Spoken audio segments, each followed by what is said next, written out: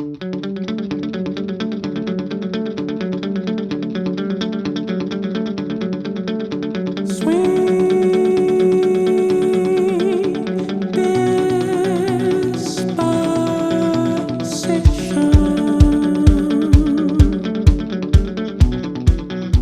and welcome to episode 2 of 6 Feet Together, the show where I ask questions to gain perspective and understanding. Today joining me is one of my best friends, Brad Terwilliger, who is a canine cop for the city of Fontana. Thank you so much for being here today, Brad. Thank you.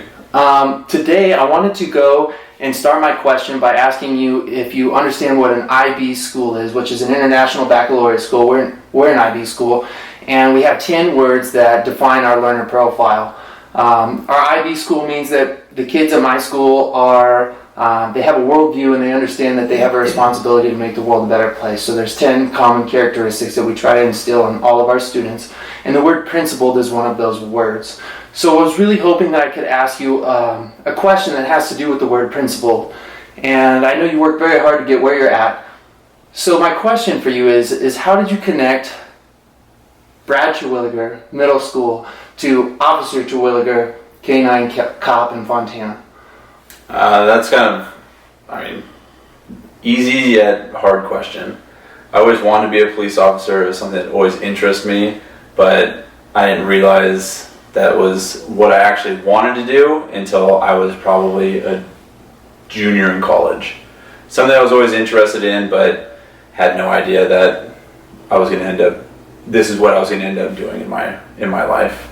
Mm-hmm. So I wanted to be a cop for a long time, and I kind of floundered, I suppose, actually after college, and I wondered, cop, teacher. So at what point were you certain, I want to be a cop, and then at what point were you certain that you wanted to be a canine police officer?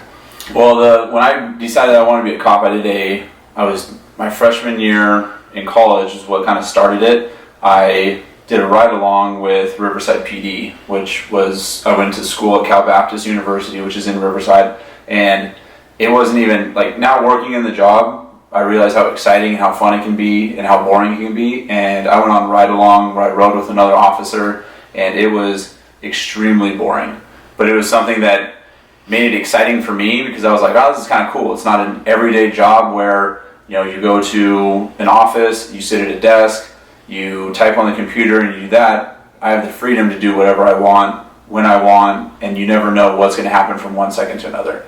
So that was when I got interested in it, and then probably my junior year in college when I went on a couple more ride-alongs, it was when I decided, this is what I want to do. Mm-hmm. Now, Brad, I met you through swimming.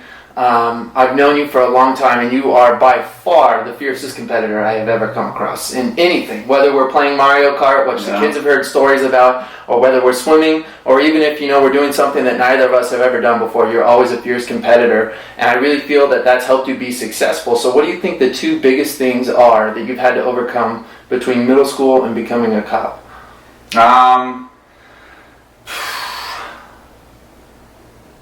Yeah, that's kind of a hard question because you go through a lot in your life from when you're in middle school until you actually grow up. One big thing that I had to go through was my dad passing away. Mm-hmm. That was before I became a cop. That was a hard time in my life, and it was something that made me stronger and helped me to become who I am. Mm-hmm. To kind of set goals and make sure that they happen, and that was one of the biggest things that I went through that helped me become who I am today. Going through a similar experience, I understand that. Do you think there was a chance that you could have gone the other way, or in hindsight, looking back, can you understand how people maybe don't recover from adversity like that? Oh, 100%.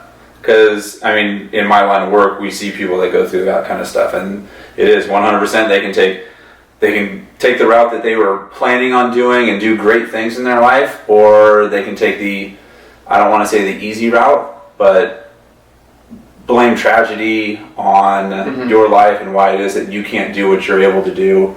And that definitely is a big thing, and I think that's what kind of helped me.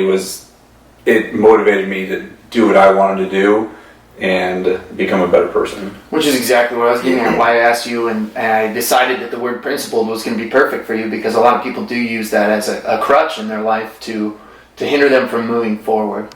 So my final question for you then, let's leave it on a light note here. What is the most exciting thing you've done since you've had a canine? That's a tough one. I saw you in the news the other day. Yeah. So that was probably one of the most exciting. That was the first one. And then I had another one a couple weeks ago, which I'll just touch on both of them because both of them were very exciting. They were a lot of fun. With canine work, it's it's very difficult because they're an animal. So it's not like a human where you can tell them, hey, go sit down. And they're going to be like, okay, and just go sit down. It's a dog. He's going to want to do what he wants when he wants. He may listen, he may not. But we made a traffic stop on a big rig vehicle, and I used my dog to sniff the outside of the car because he's trained in narcotics, which is forms of drugs. And he alerted on a big compartment on the bed of the truck trailer, and inside we found, I believe it was approximately 390 pounds of drugs in the truck, that was a lot of fun. Very exciting. How much money is that worth? I think they figured it out because it was 2 different kinds of drugs, and it ended up equating to, I believe they said $1.3 million. I'd say that's pretty exciting. Yeah, and then 2 weeks ago, another stop, and I ran my dog, and he alerted on the front passenger door of a vehicle. And I went in and I looked and located what seemed to be a void, which is something that is going to be in a car where they dig out a hole, which you're not allowed to have. And so it's concealed so they can hide stuff in it.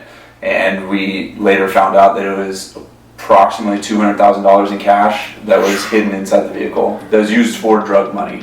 So that's pretty impressive stuff. Well, I really appreciate you taking the time to be here with me today. You are a perfect example of what being principled can do for you and really accomplishing your dreams, because I know it's not easy to get where you're at. So thank you for taking the time to be here today, and we'll see you guys next week for the next episode. See you guys. Bye, guys.